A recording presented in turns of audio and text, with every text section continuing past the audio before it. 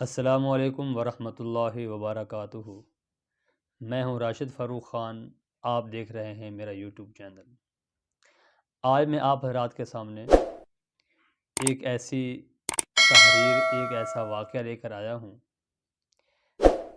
کہ جس کے لیے ہر مسلمان کو جو ہے وہ اس معاملے سے ہر مسلمان کو گزرنا پڑتا ہے۔ جو بھی آدمی صاحب اولاد ہے، اس آدمی کو اس مرحلے سے جو ہے وہ گزرنا ہوتا ہے۔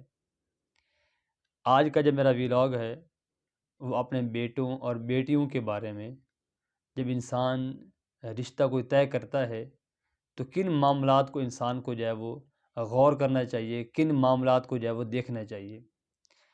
ظاہر بات ہے کہ جتنے بھی والدین ہیں، اس ہر والدین کی، ہر والد کی، ہر والدہ کی یہ کوشش ہوتی ہے کہ میری بیٹی کا یا میرے بیٹے کا گھر جو ہے وہ اچھا بن جائے، میرے بیٹے کے ساتھ آنے والی جو زندگی گزارنے والی اس کی رفیقہ حیات ہے وہ بھی اچھے اخلاق کی مالک ہو۔ ہر آدمی کی کوشش ہوتی ہے، لیکن اس کے اندر آج معاشرے کے اندر جو ہے وہ نظام کچھ اور چل رہا ہے۔ لوگ کس چیز کو دیکھتے ہیں، جس چیز کو دیکھنا چاہیے آج ہم اس کو نہیں دیکھتے، بلکہ اس کے برخلاف ہم کسی اور چیز کو جو ہے وہ ترجیح دیتے ہیں۔ آج ہم کس کو دیکھتے ہیں؟ ہر آدمی کی نظر جو ہوتی ہے وہ سب سے پہلے دیکھتے ہیں کہ بھائی یہ اس کا جو بیٹا ہے یہ کام کیا کرتا ہے۔ یہ ٹھیک ہے، اس میں کوئی حرج نہیں ہے، دیکھنا چاہیے۔ اور اس کے ساتھ ہم کیا دیکھتے ہیں کہ اس کے پاس گھر اپنا ہے، کاروبار ہے، لیکن دیکھتے کیا نہیں ہے، اس کی کردار کیسا ہے، اس کے اخلاق کیسے ہیں، اس کے لوگوں کے ساتھ معاملات کیسے ہیں۔ آج ہم اس چیز کو نہیں دیکھتے، بس ہم دنیا کی جو وہ رنگینی چیزیں ہیں، جو خوبصورت نظر آنے والی چیزیں ہیں، ہم اس کو تو دیکھتے ہیں، اور جس کو دیکھنا چاہیے ہم اس کو نظر انداز کر دیتے ہیں۔ تو اس کی وجہ پھر بعد میں ہوتا کیا ہے کہ انسان بعد میں جو ہے وہ پریشان ہوتا ہے۔ میں نے اپنے زمانہ طالب علمی کے اندر ایسے بہت سارے واقعات دیکھے۔ ہم اپنے استاد کے پاس ہوتے تھے کلاس کے اندر، مفتی صاحب سبق پڑھا رہے ہیں، اچانک سے کیا ہوا جی، لوگ آ گئے۔ بھائی کیوں آئے ہیں؟ مسئلہ پوچھنے کے لیے آئے ہیں۔ مسئلہ کیا پوچھنا ہے؟ مسئلہ یہ پوچھنا ہے کہ بیٹی کا رشتہ طے ہوا تھا، تو آپس میں بعد میں جو ہے وہ ناچاکیاں ہو گئیں۔ اب معاملہ جو ہے وہ طلاق تک پہنچ چکا ہے۔ اب آگے ہم نے پوچھنا آپ سے کیا ہے، رہنمائی یہ لینی ہے کہ ہم نے جو جہیز دیا تھا، ہم نے جو سامان دیا تھا، اس کا اب کیا کریں؟ سامان تو بہت زیادہ دے دیا، لیکن اب یہ ہے کہ اب فتنہ فساد کیا ہوا جی؟ اب لڑکے والا کہتے ہیں بھئی یہ سامان ہم نے رکھنا ہے، لڑکی والے کہتے ہیں بھئی سارا سامان ہم واپس لے کر جائیں گے۔ تو ان معاملات کے بارے میں اب جو ہے وہ لڑائی جھگڑا چل رہا ہے۔ تو 10 آدمی ادھر سے آئے، 10 آدمی ادھر سے آئے، وہ اس کو برا بھلا کہہ رہا ہے، وہ اس کو برا بھلا کہہ رہا ہے، اور مفتی صاحب جناب درمیان میں بیٹھے ہیں، وہ سب کی باتیں سن رہے ہیں۔ تو بات میرا کرنے کا مقصد یہ نہیں کہ آپ جہیز نہ دیں، بالکل دیں۔ یہ ہر آدمی کے والدین کی جب خواہش بھی ہوتی ہے، والد کی خواہش ہوتی ہے، والدہ کی خواہش ہوتی ہے کہ میں اپنی بیٹی کو جو ہے وہ زیادہ سے زیادہ جو ہے وہ سامان دوں۔ ٹھیک ہے، ہر بندے کو آدمی اپنی حیثیت کے مطابق، اپنی طاقت کے مطابق اپنی بیٹیوں کو جہیز بھی دیتے ہیں، سامان بھی دیتے ہیں، خیال بھی کرتے ہیں، بہت ساری جو چیزیں جو دینی ہوتی ہیں ہر والدین کی، ہر ماں باپ کی جو ہے وہ یہ ان کی جو ہے وہ ایک خواہش بھی ہوتی ہے، اور اس کو کوشش کرتے ہیں پورا کرنے کی۔ تو ایک آدمی اگر نہیں دے سکتا اس کو مجبور نہیں کرنا چاہیے۔ تو آج کا جو میرا آپ کے سامنے جو مذاکرہ کرنے کا جو ایک میں نے یہ فیصلہ کیا کہ میں آج آپ حضرات کے سامنے تھوڑا سا جو ہے اس کا مذاکرہ کروں، تاکہ ہمیں کن چیزوں کو دیکھ کر جو ہے وہ رشتہ طے کرنا چاہیے، اور کن چیزوں کو دیکھ کر رشتہ طے نہیں کرنا چاہیے۔ بعد میں ہم پریشان ہوتے ہیں تو پریشانی کا فائدہ اس وقت کوئی نہیں ہوتا۔ انسان پہلے سوچ لے، اس کا زیادہ فائدہ ہے، بجائے یہ کہ ہم بعد میں پریشان ہوں، اس کا جب بعد میں جو ہے وہ نقصان ہوتا ہے۔ تو ایک میرے دوست نے جو ہے وہ مجھے تحریر بھیجی، تو میں نے جب اس کو پڑھا تو مجھے تو وہ تحریر سے وہ سبق ملا۔ تو میں نے کہا میں اپنے جو ہے وہ ویوز تھے، اپنے جو میرے مجھے سننے والے لوگ ہیں، میں ان تک یہ بات پہنچاؤں تاکہ وہ بھی اس بات کو سنیں اور کوشش کریں اس پر عمل کرنے کی، تاکہ ہم اپنے بیٹوں کو اور اپنے بیٹیوں کے جو معاملات ہیں، جو ان کے آگے آنے والا جو نظام ہے وہ اچھے طریقے سے چل سکے۔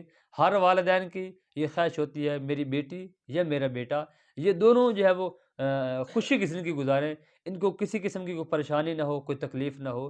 ہر والدین کی جو ہے وہ یہ خواہش ہوتی ہے۔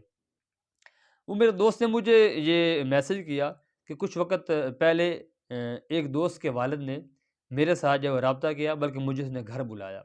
وہ کہنے لگا بیٹا میری بیٹی کا فلاں جگہ سے رشتہ آیا ہے، اور وہ لوگ ماشاءاللہ جو ہے بڑے اچھے اور بہت اچھے کھاتے پیتے گھرانے کے لوگ ہیں اور عزت دار لوگ ہیں، اور وہ لڑکا آپ کی جان پہچان کا ہے، آپ اس کو جانتے ہیں، تو میں نے آپ سے یہ پوچھنا ہے بتائیں کہ وہ لڑکا کیسا ہے؟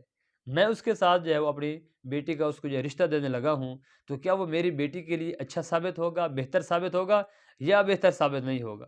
میں نے لڑکے کا نام سنا تو اس وقت میں نے جو ہے وہ نفی میں سر ہلا دیا کہ انکل وہاں شادی کرنا آپ کے لیے جو ہے وہ مناسب نہیں ہے، اس لڑکے میں بہت زیادہ خامیاں ہیں، یہ آپ کی بیٹی کو جو ہے وہ یہ خوش نہیں رکھ سکے گا۔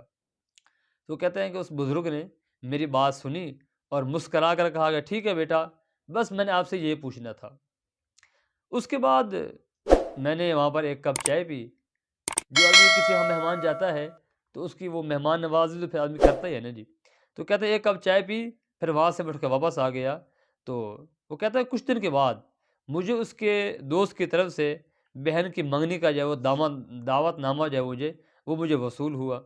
نام پڑھ کر میں حیران رہ گیا کہ یہ تو وہی لڑکا ہے جس کے لیے میں نے اپنے انکل کو جو ہے وہ منع کیا تھا۔ اس نے مجھ سے پوچھا تھا، اس نے میری رائے مجھ سے لی تھی کہ کیا میں اپنی بیٹی کا جو ہے وہ رشتہ اس آدمی کے ساتھ کر دوں، اس نوجوان کے ساتھ، اس لڑکے کے ساتھ کروں یا نہ کروں، حالانکہ میں نے تو اس کو منع کیا تھا۔ پھر میرے پاس یہ ان کا جو ہے وہ دعوت نامہ میں جو ہے پھر وصول ہو گیا ہے۔ وہ کہتے ہیں بہرحال منگنی کے بعد انکل سے میری ملاقات ہوئی اور میں نے ان کو جو ہے مبارکباد دی۔ انکل نے خوشی خوشی میری مبارکبادی وصول کر لی، کہنے لگے بیٹا آپ کی باتوں پر میں نے غور کیا، لیکن پھر میں نے سوچا کہ خامیوں سے کون سا انسان جو ہے وہ پاک ہے؟ ظاہر بات ہے ہر آدمی کے اندر اگر اچھائیاں ہیں تو برائیاں بھی پائی جاتی ہیں، اس لیے کہ اللہ رب العزت نے انسان کا نام انسان کیوں رکھا ہے؟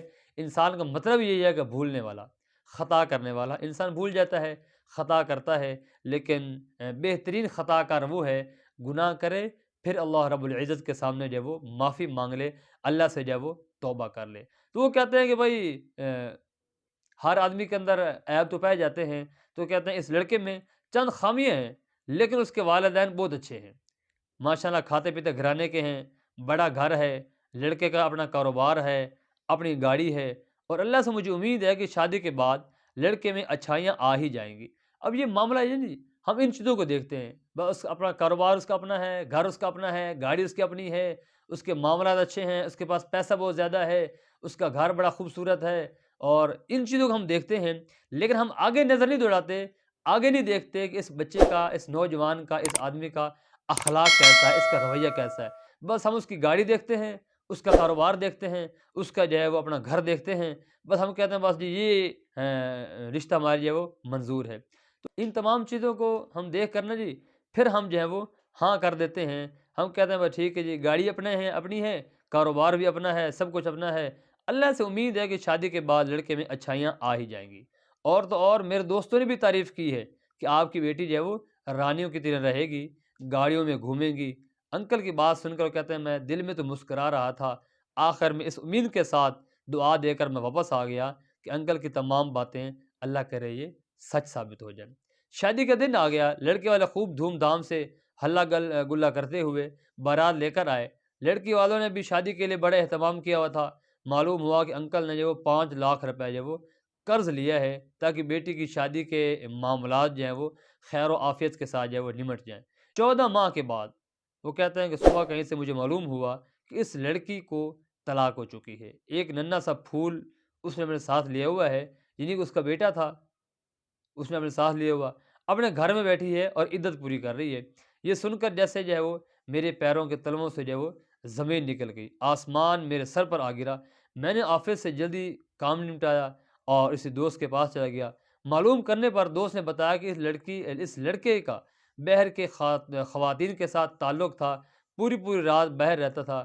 بیوی وجہ پوچھتی تو بری طرح اس کو جھڑک دیتا، اس کو ڈانٹتا، گالیاں دیتا کہ میرے معاملات ہیں اس میں دخل اندازی نہ کرو، بعض اوقات مارتا بھی تھا۔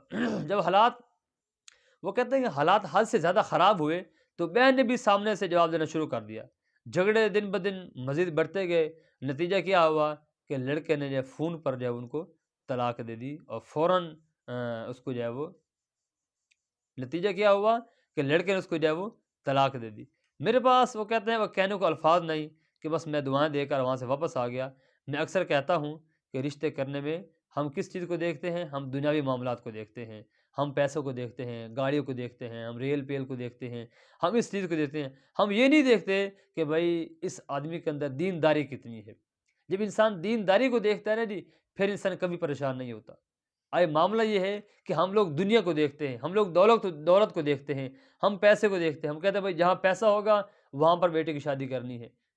کیا دیندار اور کیا دنیا دار، ہر آدمی اس چکروں میں ہے، ٹھیک ہے۔ ایسے لوگ بھی ہیں جو دین کو دیکھتے ہیں، 5 انگلیاں برابر نہیں ہے کہ میں یہ کہ نہیں کہ سارے لوگ جو ہے وہ دنیا کو دیکھتے ہیں، نہیں، ایسے لوگ بھی ہیں جو دین کو دیکھتے ہیں۔ جب دین کو دیکھتے ہیں تو پھر ان کی بیٹیاں جو ہے وہ اس دین کی برکت سے وہ خوش رہتی ہیں۔